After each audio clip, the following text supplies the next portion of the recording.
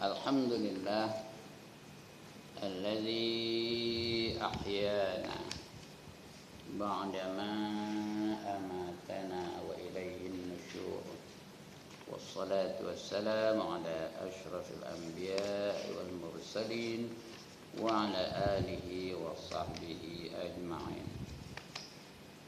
Rabbi shrah li sadri wa yassir li amri wahlul 'uqdatam min lisani yafqahu qawli. Subhanaka la ilma lana illa ma 'allamtana innaka antal alimul hakim. Wala haula wala quwwata illa billahil aliyyil azim. Amma ba'd. Yang dimuliakan Tuan Pengerusi dan ahli-ahli jawatan kuasa surau, yang berbahagia tuan-tuan imam, tuan-tuan bilal, tuan-tuan guru, para alim ulama tempatan, pemimpin-pemimpin setempat, pegawai-pegawai pemerintah, seterusnya tuan-tuan, puan-puan, hadirin hadirat, muslimin muslimat yang dirahmati Allah sekalian. Alhamdulillah, pagi ini kita sudah sampai 16 hari di bulan ataupun di tahun 2016. Dapat kita melangkaui tahun baru. Tahun 2015 telah pun kita langkaui. Kita dah masuk 16 hari di tahun yang baru, iaitu 2016. Kita tak tahu berapa lama lagi kita akan berada di dalam dunia ini. Mungkin tak lama lagi kita akan dipanggil oleh Allah Subhanahu wa ta'ala. Lebih lagi orang yang cakapnya dah 74 tahun umur. Masih tau, bukannya hijrah 74 tahun masih. Agak-agaknya berapa lama lagi agaknya. Ada ke 100 tahun lagi kot. Sebuah lah tu 100 tahun ya. Setahun pun tak boleh tentukan lagi. Bulan pun tak boleh tentukan lagi. Hari pun tak boleh nak tentukan lagi. Jangan karang. Kita tak tahu bila masanya time kita akan dipanggil kembali oleh Allah SWT. Jadi sebelum dipanggil itulah kita sungguh-sungguh berusaha dan berikhtiar memperbaiki diri kita, membetulkan akidah kita, memantapkan akidah kita dan membanyakkan ibadah kita, mengikhlaskan ibadah kita, membetulkan ibadah kita supaya apa kita buat itu diterima oleh Allah Subhanahu wa taala. Dan juga sebelum kita dipanggil oleh Allah, kita kena memperbaiki akhlak kita, mencontohi akhlak Rasulullah sallallahu alaihi wasallam. Akhlak Rasulullah itu ialah akhlak Al-Quran. Bila ditanya isterinya Aisyah macam mana akhlak Rasulullah itu, wahai Aisyah, jawab Aisyah, Rasulullah baginda ataupun Rasulullah itu akhlaknya kana khuluquhul Quran. Akhlak baginda itu adalah akhlak Al-Quranul Karim. Mudah-mudahan kita berpandukan Al-Quranul Karim. Ya, kalau tak ada Al-Quran, berpandukan hadis Nabi sallallahu alaihi wasallam. Kalau dua-dua tak ada, berpandukan pula dengan ijma' ulama. Tiga-tiga itu tak ada, kita baru boleh qiyaskan hukum hakam Allah Taala. Baik, pagi ini kita sambung lagi pembacaan kita tentang ilmu tauhid. Tuan-tuan dan puan-puan, ilmu ni yang penting bagi orang Islam dia ada tiga. Yang lain tu ilmu juga, bukan tak penting, tapi yang paling penting tiga ni. Yang pertama ilmu tauhid, yang kedua ilmu fiqh, yang ketiga ilmu tasawuf. Ilmu tauhid ialah ilmu mengenal Allah, ilmu mengenai rukun iman yang 6. Kenal Allah, kenal Rasul, kenal malaikat, kenal kitab, kenal hari kiamat, dan kenal apa yang dikatakan qadar dan qada. Itu namanya ilmu tauhid. Yang kedua, kita kena faham, kena tahu ilmu fiqh. Ilmu yang bergantung dengan tanggungjawab kita. Nak semayang, nak ada ilmu. Nak puasa, nak ada ilmu. Nak berzakat, nak ada ilmu. Nak naik haji, nak ada ilmu. Itu ilmu fiqh namanya. Dia bergantung dengan 5 hukum, iaitu wajib, haram, sunat, makruh, harus. 5 hukum ni. Dan 5 hukum ni berjalan setiap masa, setiap detik, setiap ketika, setiap turun naik nafas kita.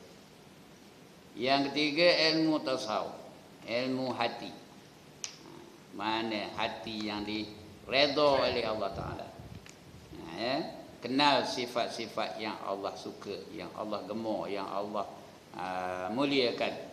Namanya sifat mahmudah, seperti sabar, redha, tawakal, zuhud, ingat mati dan sebagainya. Itu sifat mahmudah namanya. Kena belajar yang itu tuan-tuan dan puan-puan. Kemudian selain sifat mahmudah, ada juga sifat yang Allah marah, yang Allah cela, yang Allah benci, iaitu dipanggil sifat-sifat mazmumah, sifat-sifat yang membinasakan. Seperti apa? Ujub, riya, takabur, kedekut, hasad dengki dan sebagainya.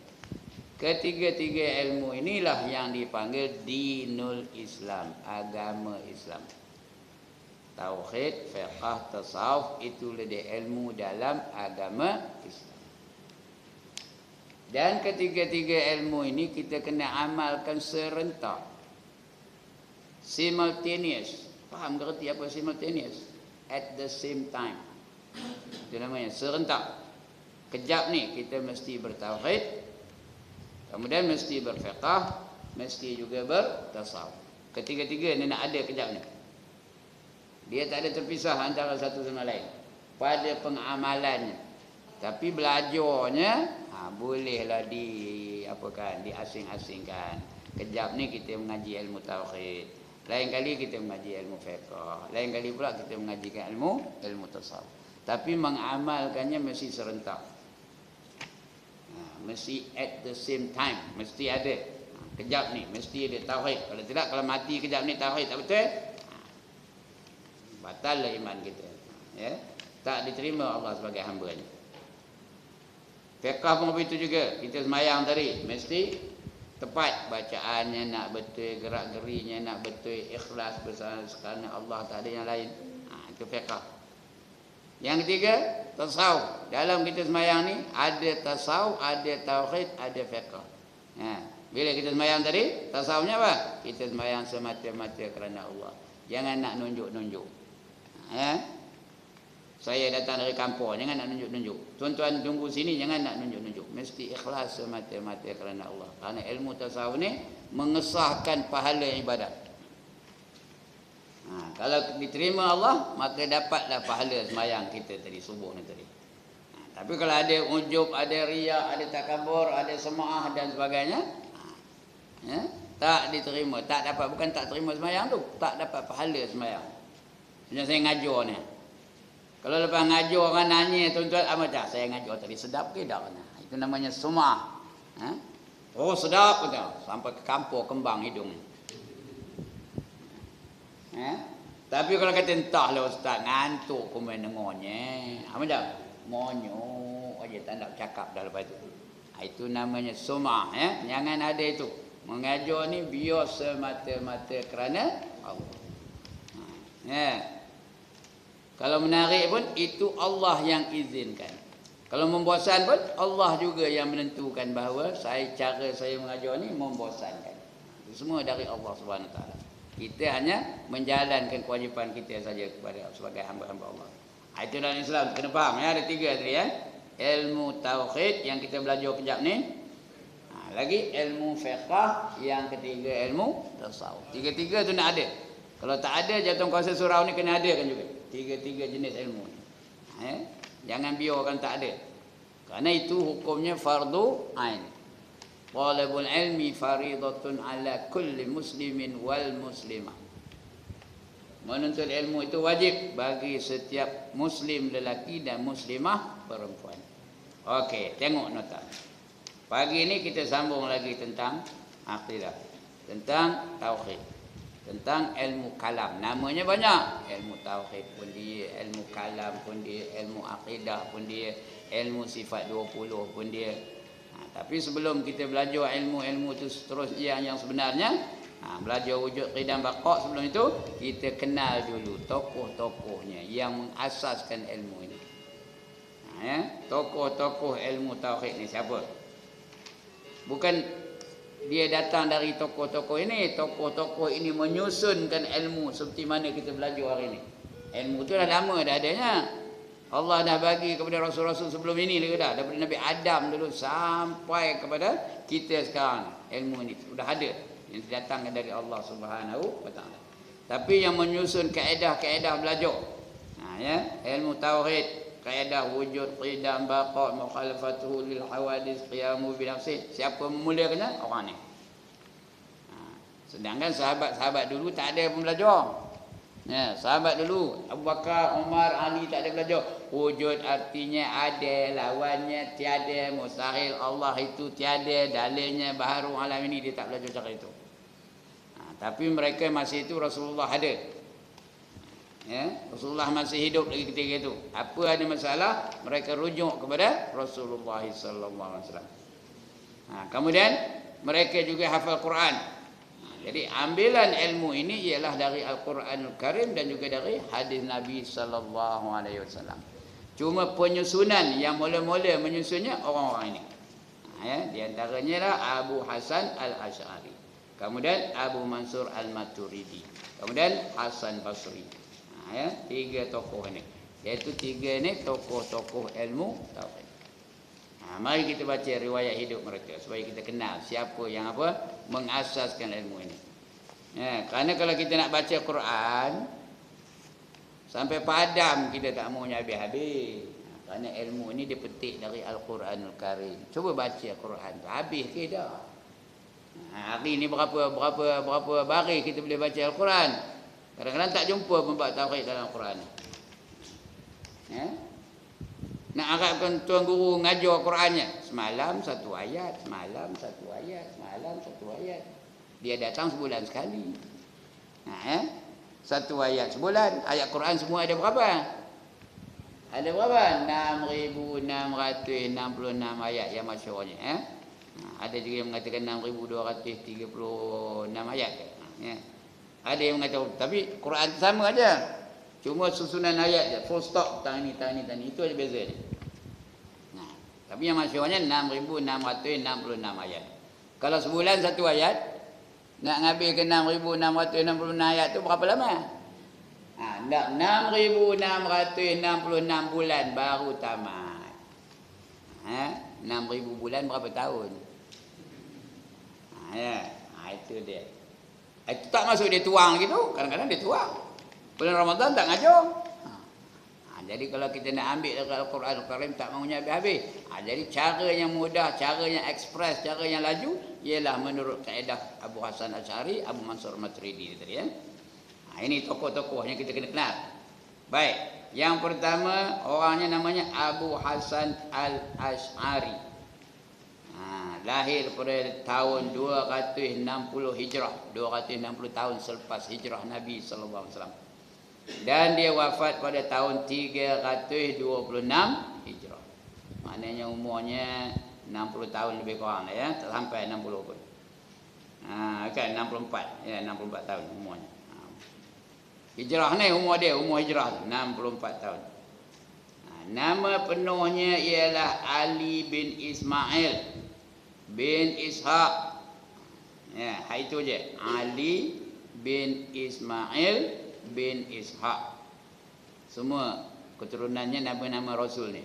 Ali je bukan nama Rasul ya. Nama dia sebenar namanya Ali bin Ismail. Ismail tu ada Rasul nama Ismail. Dan Ismail bin Ishaq. Ishaq pun nama Rasul juga.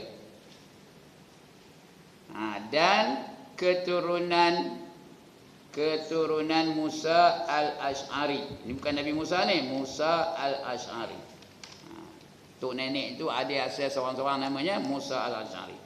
Ulama yang termasyhur di zaman silam ya. Lahirnya di Basrah.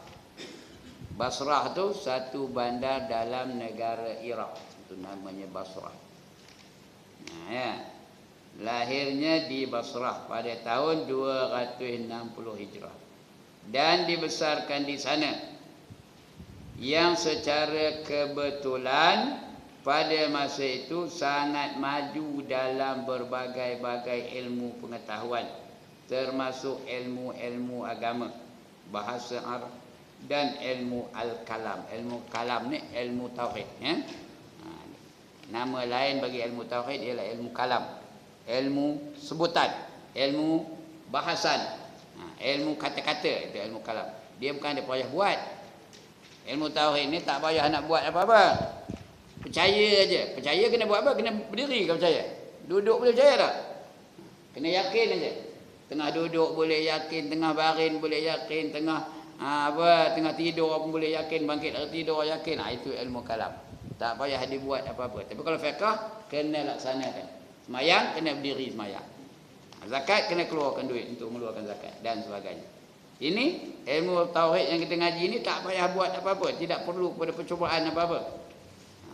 Itu namanya ilmu kalam. Yakin aja dalam hati tu. Itu masa itu ilmu sedang berkembang di Iraq ni, di Basrah ni. Basrah ni satu bandar, berjiran jauh dah juga dengan Baghdad. Baghdad tu di Iraq, ya. Di sana secara kebetulan pada masa itu sangat maju di dalam berbagai-bagai ilmu pengetahuan, termasuk ilmu agama. Ilmu agama ni bukan semayang aja. Ilmu agama ni menyeluruh kepada seluruh kehidupan manusia. Tadi itu Imam dah baca, inna dina indallahil Islam. Sesungguhnya cara hidup yang diredai oleh Allah hanyalah Islam. Islam tu meliputi segenap aspek kehidupan. Jangan ingat Islam tu sembahyang, puasa, zakat, haji aja. Islam tu semuanya.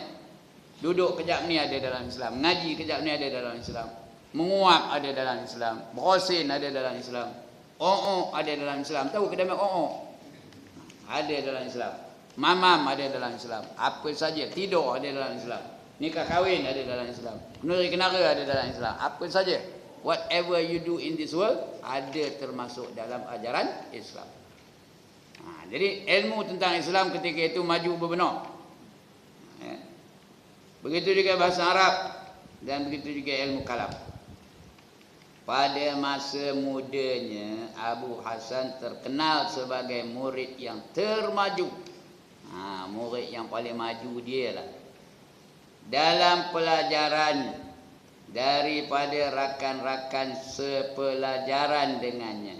Antara yang belajar tu, yang ngaji tu, yang jadi murid pada ketika itu, yang paling pintar, yang paling hebat, yang paling bijak ialah siapa?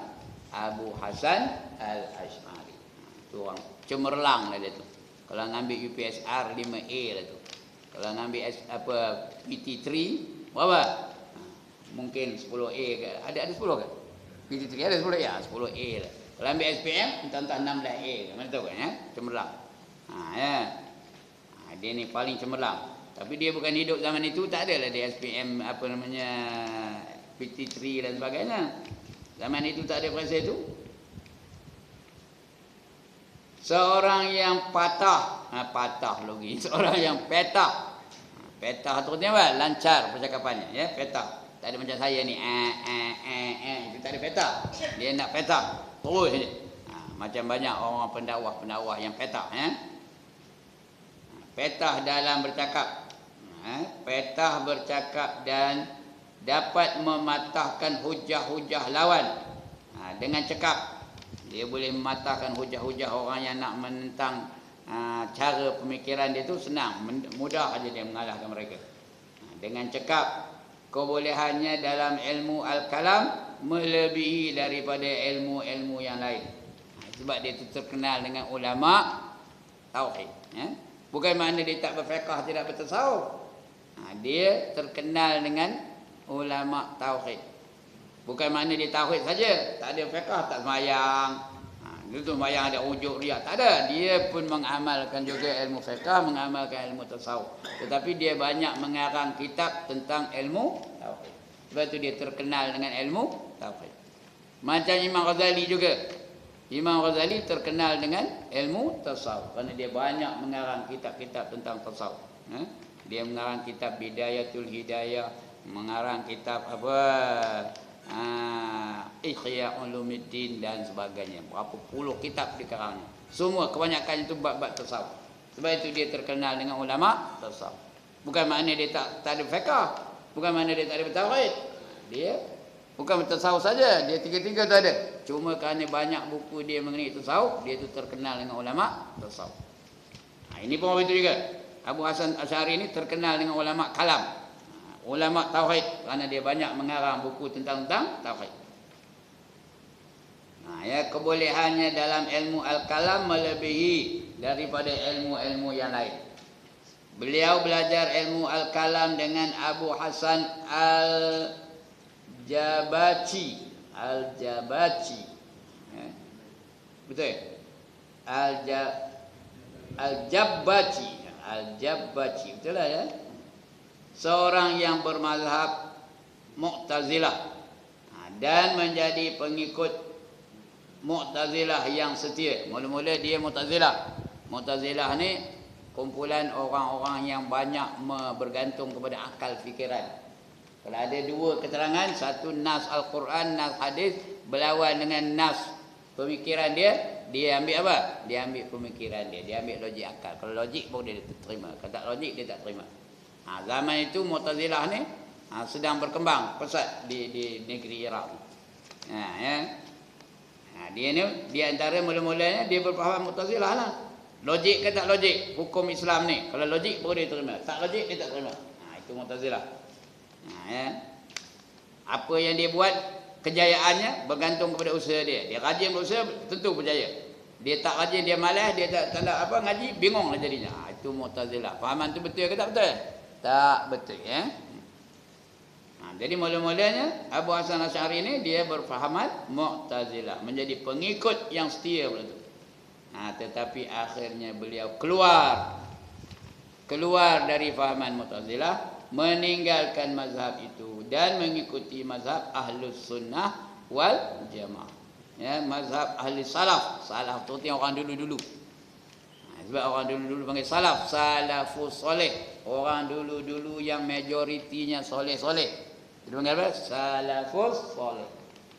Kita hari ini dipanggil apa? Khalafut soleh. Orang yang kemudian yang majoritinya jahat-jahat. Iya ke dak? Kita sekarang ni majoritinya jahat-jahat. Iya ke dak? One more time. Iya ke dak? Mana lebih ramai yang semayang ke yang nengok wayang? Mana lebih ramai yang pakai purdah ke yang terdedah? Tak tahu jawab tak? Mana lebih ramai yang berjihad ke yang jahat?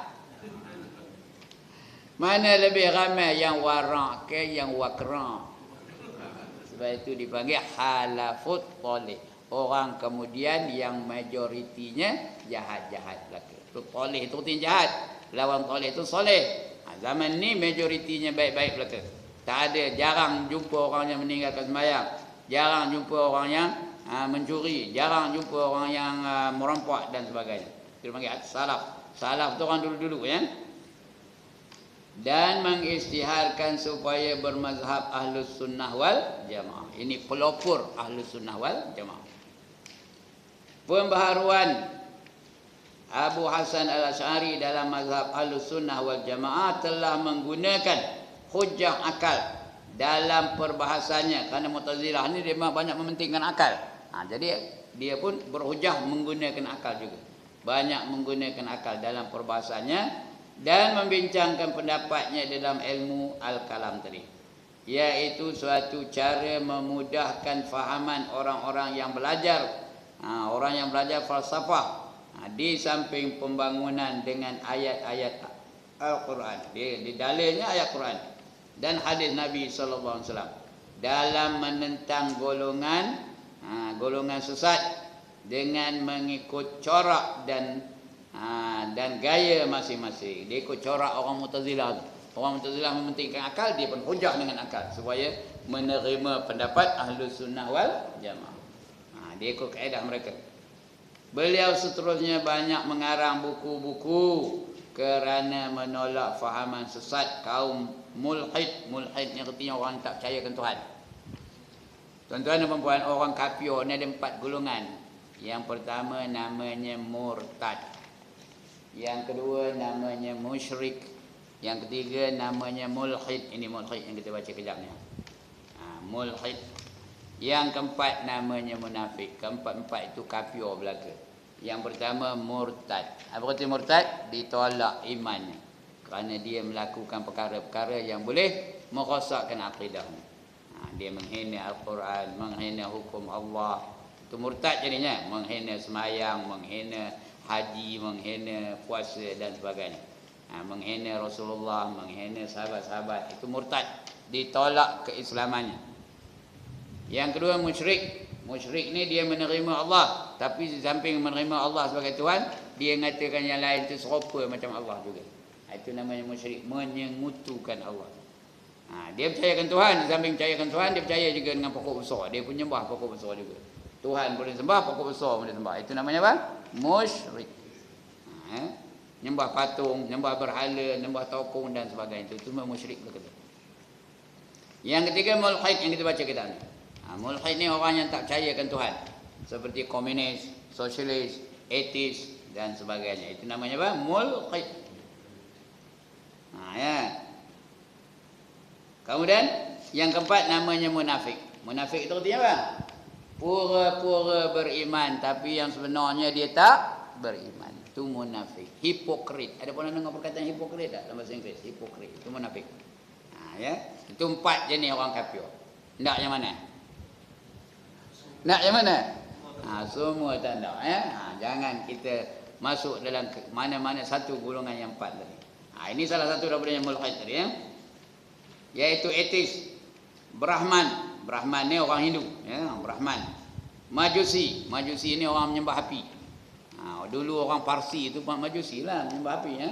Orang Iran tu dulu yang sebelum datang Islam kepada Iran, menyembah api itu Majusi. Dan lain-lain lagi. Beliau mengemukakan fikiran dan hujah tanpa menyentuh asas-asas akidah dan tidak pula menggunakan ayat-ayat Quran dan al-hadis secara langsung. Dia hanya menggunakan hujah akal saja. Sebab itu ramai juga ulama yang tidak bersetuju dengan pendapatnya. Walau bagaimanapun mazhab Ahlus Sunnah wal Jamaah yang dibawanya itu terus berkembang. Dan beliau dianggap tokoh. Tokoh itu artinya orang yang apa? Orang yang menjadi authority. Itu tokoh ya. Dia dianggap tokoh ilmu tauhid yang terkemuka. Paling terkemuka dialah. Siapa yang paling terkenal dalam mazhab Ahlus Sunnah wal Jamaah? Abu Hasan Al-Asy'ari. Paling terkenal. Dengan pengaruh beliaulah dengan pengaruh beliaulah fahaman-fahaman Mu'tazilah, Qadariyah dan Jabariyah serta lain-lain mazhab beransur-ansur lemah. Makin lama makin lemah, makin lama makin lemah dan terus lenyap. Terus tak ada lagi orang berani mengaku dia Mu'tazilah walaupun dia ada fahaman Mu'tazilah, tapi dia tak berani mengaku dia itu Mu'tazilah.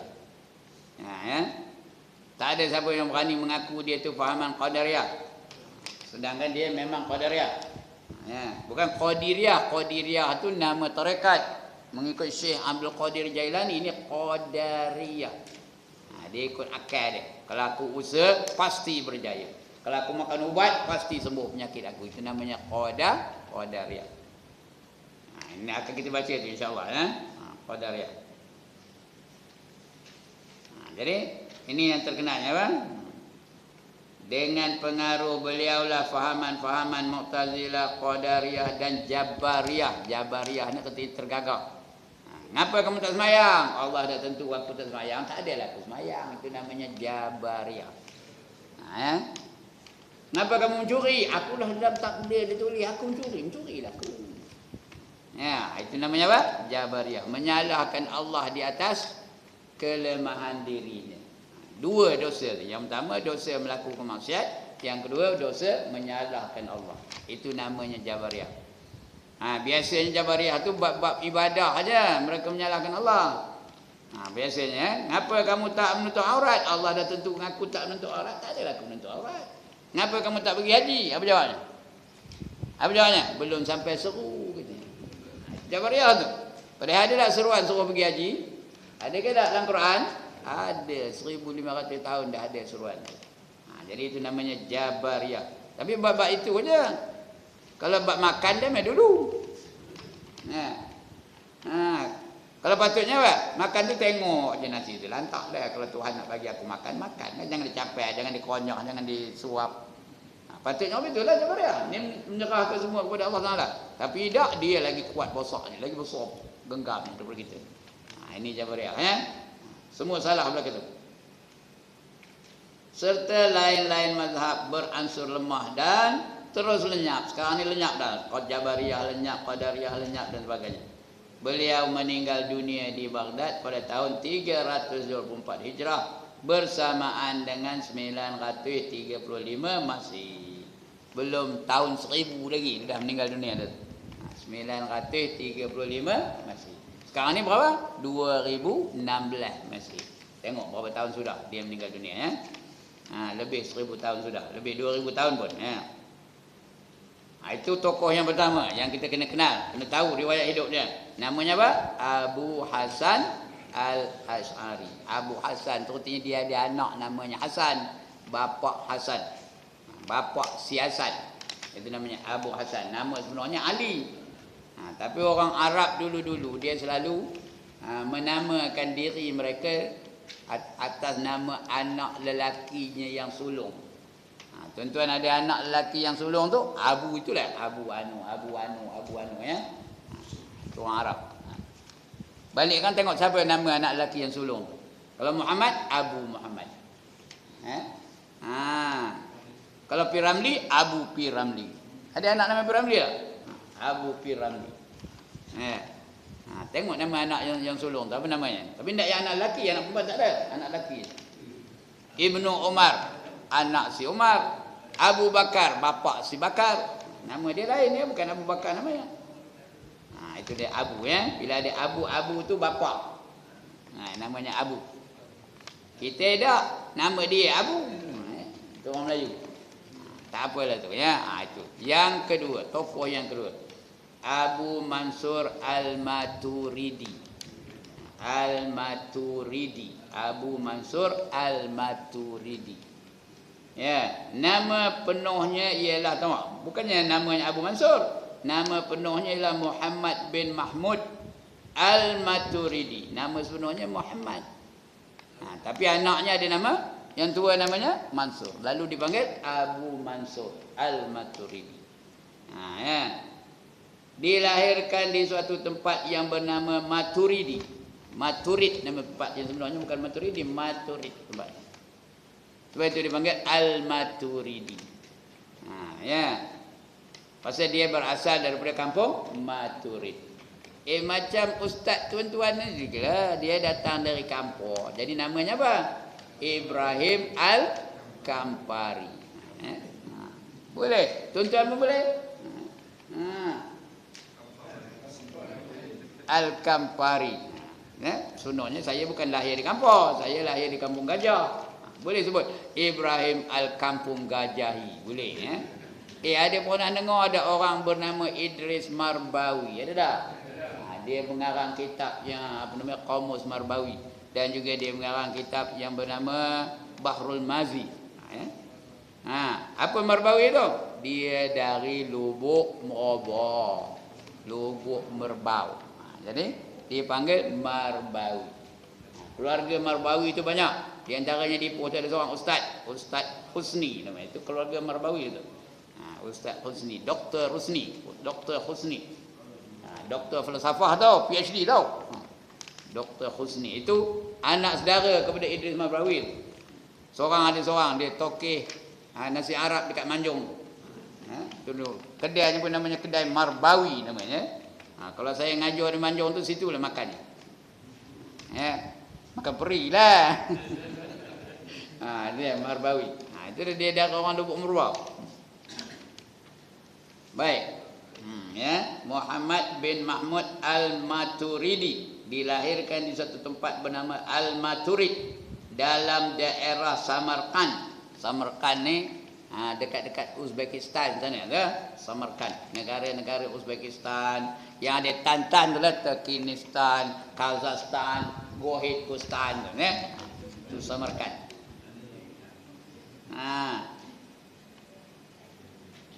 Daerah Samarkand. Seorang ahli ilmu al-kalam, juga dia ni macam Abu Hasan juga, ilmu kalam, yang terkemuka dan hidup semasa dengan Abu Hasan al-Asy'ari. Mereka berdua ni lah yang mendakwah masyarakat tempat mereka itu cara Ahlus Sunnah wal Jamaah. Kedua-dua ni, seorang mereka ni tolong menolong antara satu sama lain. Bantu membantu antara satu sama lain. Lazim melazimi salah satu sama lain, ya.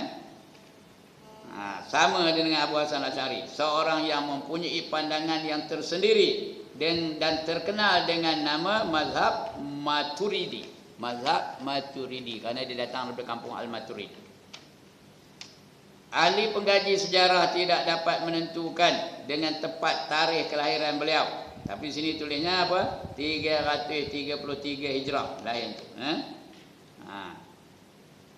Beliau mempelajari ilmu fiqh dan ilmu kalam dengan seorang gurunya yang bermazhab Hanafi. Bermazhab Hanafi. Hanafi ini daripada apa? Abu Nu'man namanya.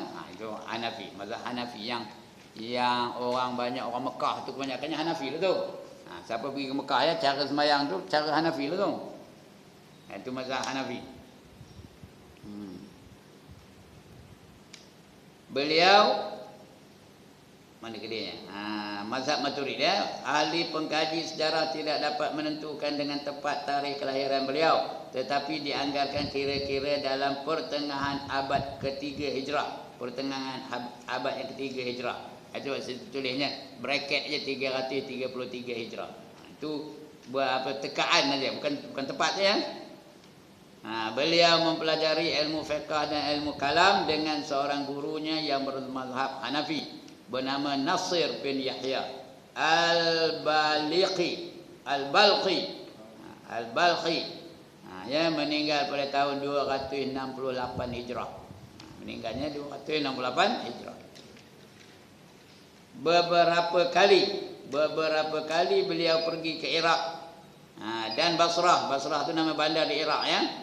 Kerana membuat perbincangan mengenai akidah yang mana telah diperbincangkan dengan hebatnya pada masa itu oleh mazhab Mu'tazilah. Mu'tazilah bila datang aja Ahli Sunnah wal Jamaah ni, mereka membincangkan dengan begitu hebat kerana banyak perkara yang bertentangan dengan kefahaman mereka. Itu selalu mereka tu bincang bersungguh-sungguh, ya.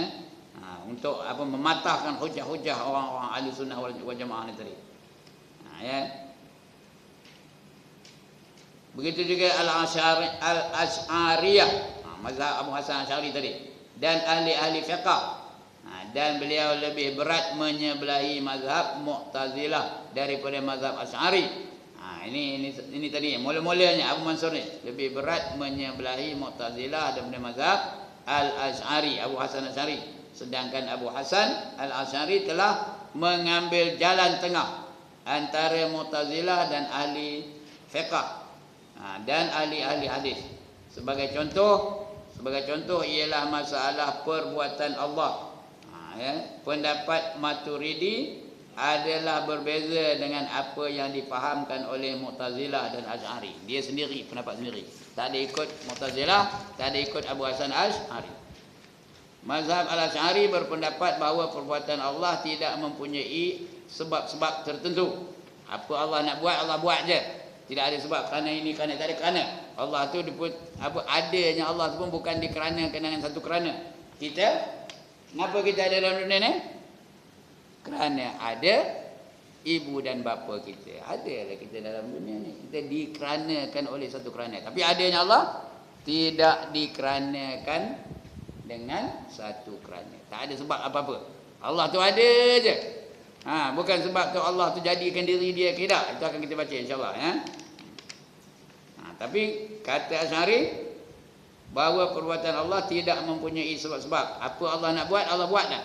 Berdasarkan ayat Quran, innama amruhu idza arada syai'an an yaqula lahu kun fayakun. Bila Allah hendak sesuatu perkara itu, Allah hanya kata kun, maka jadilah benda yang Allah hendak tu. Ini kata Asy'ari, Abu Hasan Asy'ari. Tidak disoal Allah tak ada disoal perbuatan dia.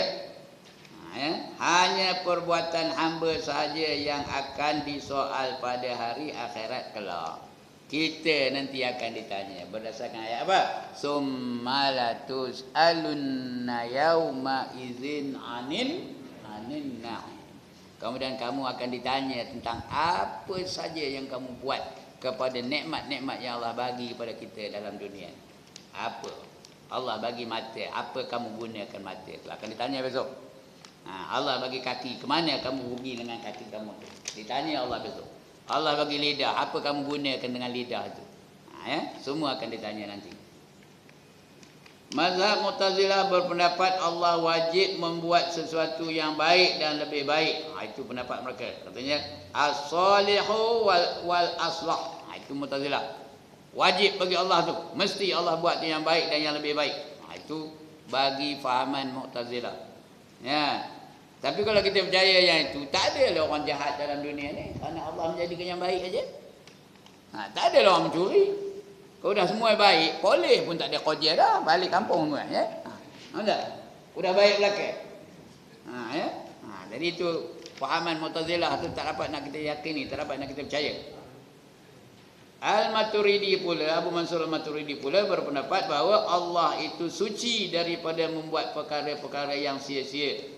Dan segala perbuatannya itu mengandungi hikmah dan sebab-sebab tertentu. Kerana Allah itu maha bijaksana, tetapi kehendaknya tidak dipaksa kerana Allah itu mempunyai kemahuan sendiri dan bebas melakukan sesuatu yang ia kehendaki. Itu Abu Mansur Maturidi pula yang katakan Allah itu suci daripada membuat perkara-perkara yang sia-sia. Tak ada sia-sia.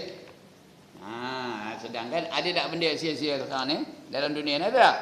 Ada benda yang tidak ada faedah akhiratnya dan faedah dunianya. Ada ke tak? Ada. Main dam tu apa faedah dunianya? Cakap bohong.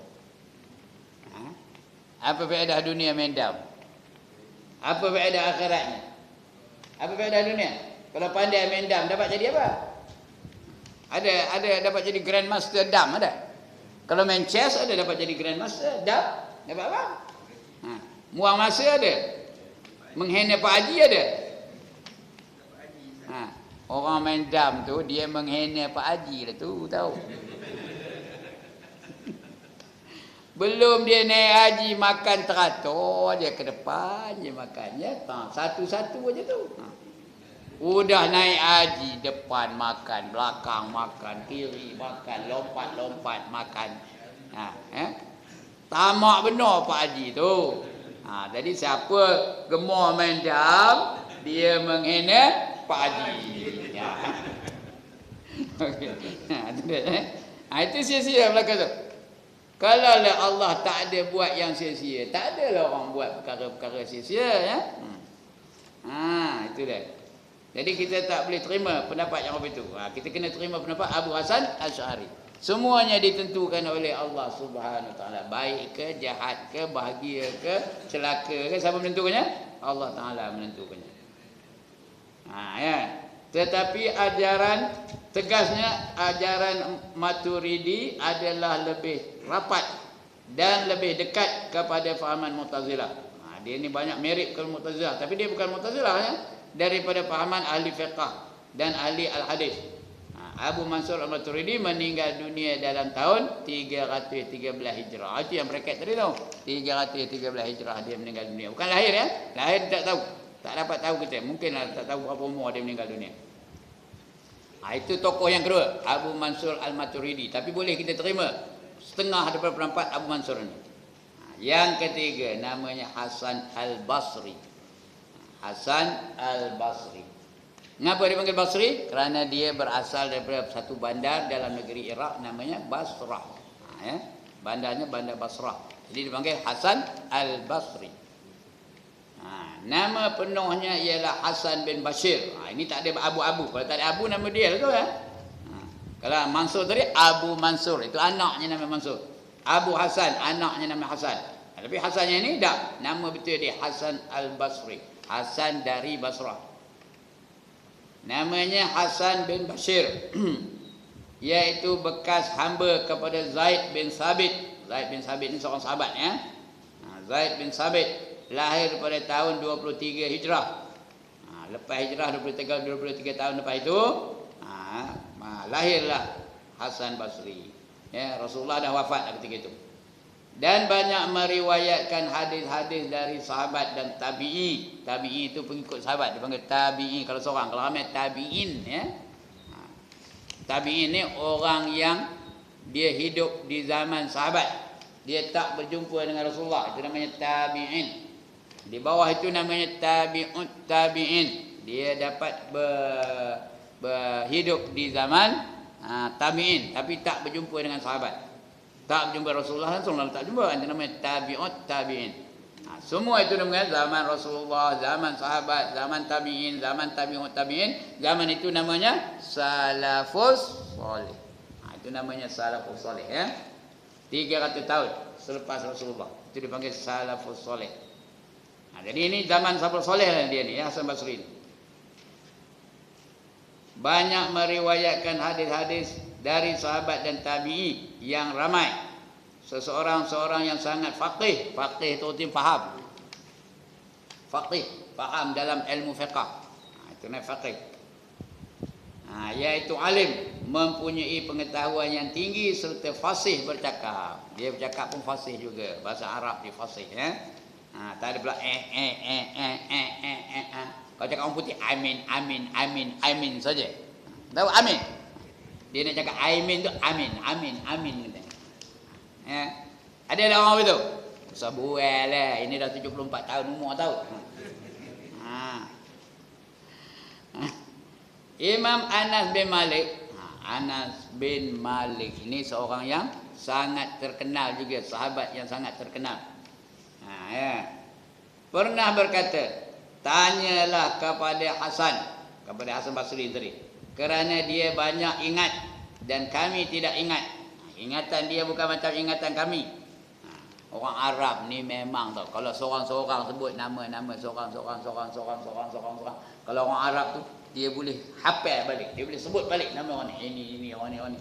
Bukan macam kita udah lama bergelemak pun kadang-kadang nama dia pun tak tahu. Siapa ke nama ni? Kita lupa saja, ya. Arab tak ada. Memang otak mereka tu memang bagus-bagus belaka. Boleh ingatan mereka tu bagus. Sebab tu kebanyakan mereka tu hafal Quran. Kita siapa hafal Quran ke tak? Ya. Kadang-kadang kuliah pun tak mau habis-habis. Ya tak? Kuliah pun tak mau habis-habis, ya tak? Wala ana abidum ma abadtum wala antum abiduna ma a'bud. Wala ana abidum ma abadtum wala antum abiduna ma a'bud. Wala ana abidum ma abadtum wala antum abiduna ma a'bud. Menung kejap. Wala ana abidum ma abadtum wala antum abiduna ma a'bud. Jenuh. Tak apa? Tak datang lakum dinukum. Baik itu tuan-tuan, kalau jadi imam first time, jangan harus baca kuliah ayat kan. Itu kita orang Melayu ni lah. Tak habis-habis. Belakang tu ada mamak, dia nak jual cendol. Apa hal tu imam ni pusing-pusing bila nak habis mayang ni? Sudahnya dia tak tahan, jerit dari belakang. Weh, lakum dinukum taramarika. Baru dia teringat lakum dinukum waliyadin. Ya, itu kita ni. Sebab itu tuan-tuan yang harus baca kuliah ayat al-kadrun. Lain dah dah establish macam apa ni, Cik Rahim kita ni, ya. Ini yang kalau first time. Lagi satu jangan baca apa? Jangan baca wattin. Jangan harus baca wattin. Ngapa? Ngapa? Dia boleh pergi kepada wal asri perginya. Summa radadnahu asfala safilin illa allazina amanu wa amilus solihati wa tawasaw bil haqq. Itu dah naruh kepala. Bila pula aku baca wal asri? Okey, itu melawak aja bukan apa, ya. Ini Hasan Basri ni tadi. Dia ingatannya lebih. Ya. Tanyalah kepada Hasan kerana dia banyak ingat dan kami tidak ingat. Oleh kerana tajam fikirannya, pernah dikatakan kalau Hasan sempat bertemu dengan sahabat Nabi, tentu mereka itu berhajat kepada fikirannya. Tapi dia tak sempat bertemu dengan sahabat Nabi. Kerana dia lahir pun tahun 300 lebih selepas hijrah. Sahabat-sahabat dah tak ada masa itu. Tak sempat nak bertemu dengan sahabat. Tak sempat nak bertemu dengan Nabi lagi, tak sempat dengan sahabat pun tak sempat. Seorang yang berani, dia berani dan tidak gerun mengeluarkan pendapat. Pernah ditanya tentang perlantikan Yazid bin Muawiyah sebagai khalifah, tetapi beliau tidak mengakuinya sebagai seorang yang benar. Sedangkan orang lain tidak berani bersuara. Tapi dia mengatakan ini orang tak benar ni, tak layak dilantik menjadi khalifah katanya. Iaitu nama siapa? Yazid bin Muawiyah. Itu sejarah silam itu ya. Dia tak layak menjadi khalifah katanya. Dia berani bersuara. Beliau seorang yang warak. Bukan wakrak ya, warak. Apa kata warak? Orang yang warak meninggalkan sebahagian daripada yang halal kerana takut jadi haram. Itu warak. Ya. Tofu tu halal ke haram? Halal, tapi orang warak ditinggal kerja tofu tu kalau dia apa? Kalau diusahakan oleh orang kafir. Ditinggalkan. Kenapa? Dia takut ada unsur najis dalamnya. Itu orang warak. Yang cakap ni bukan warak, yang cakap ni apa? Wakra. Sapu ajalah ya. Itu orang warak. Ada seorang tuan guru dari Negeri Sembilan, namanya Abdullah Al-Fajri, dah meninggal. Dia tu warak betul.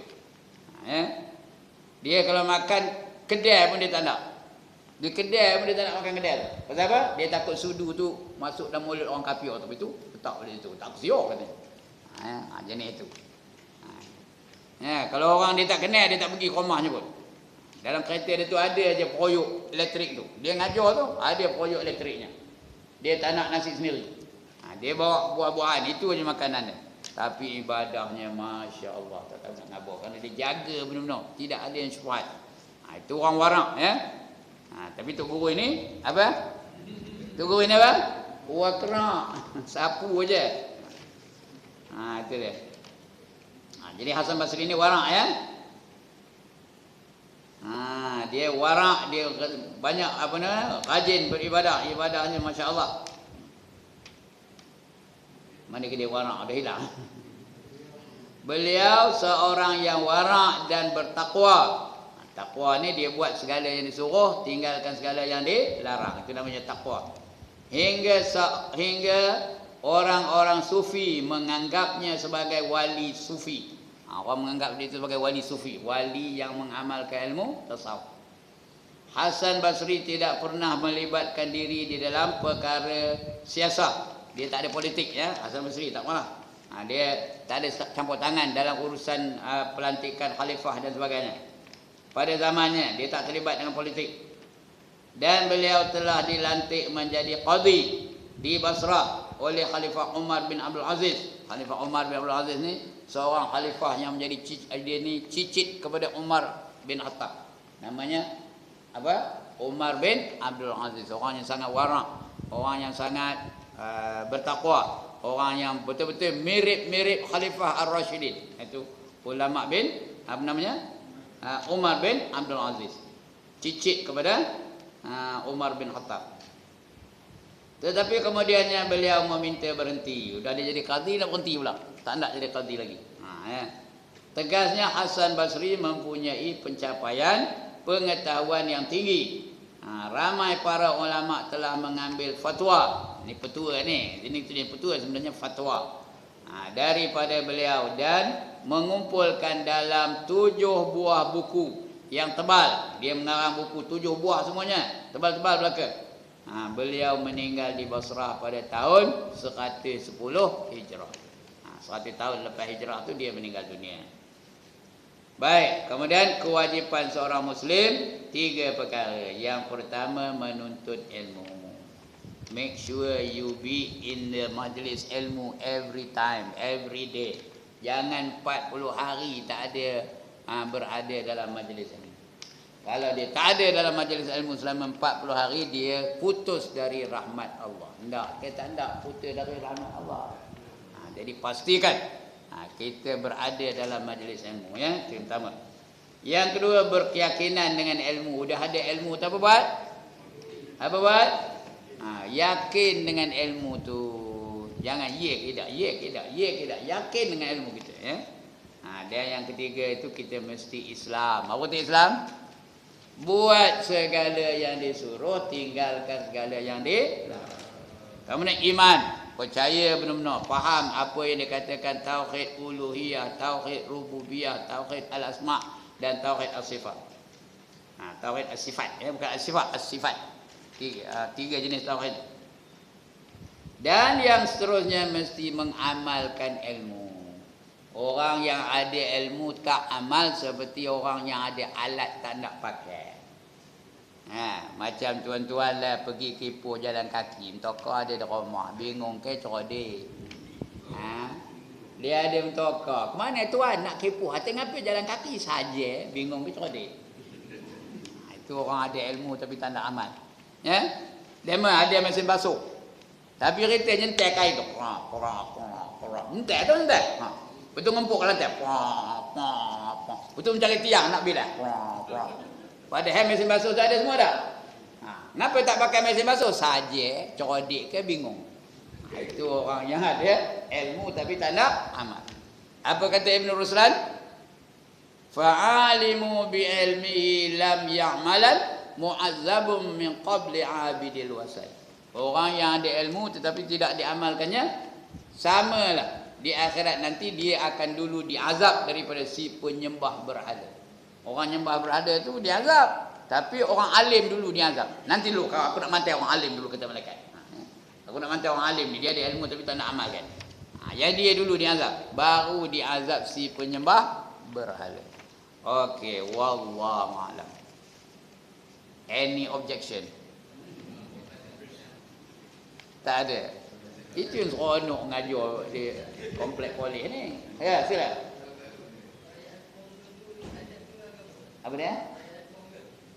Perayaan? Pongal. Apa? Saya pun tak tahu apa perayaan Pongal. Ialah India, tapi apa namanya? Yang mana? Saya tahu di Bali tahulah. Taipusam saya tahu. Pongal tu tak tahu macam mana. Wallahu a'lam. Tak tahu adat ke, rasanya agama tu bukan adat ke. Perayaan agama tu. Rasanya dah. Jadi jangan kita pergi jumpa dia selamat Pongal, tak payah ya. Macam happy di Bali, tak payahlah. Kalau ada kawan-kawan kita orang-orang Hindu tu jangan, tak payah. Kerana itu di Bali tu adalah perayaan agama Hindu. Termasuk Pongal. Agak saya lah, saya pun tak bukan adat. Tapi kalau New Year, Chinese New Year, tahu tak? Itu adat. Tak apa, Happy New Year, boleh khabar ya. Itu adat, bukan kena-mengena dengan agama. Lain? Sana? Sana lagi tak ada soalan. Ya, okey. Sekian dulu tuan-tuan dan puan-puan. Ya, ampun maaf. Ya, ustaz ni action aja, bukan ada ilmu. Saja action aja.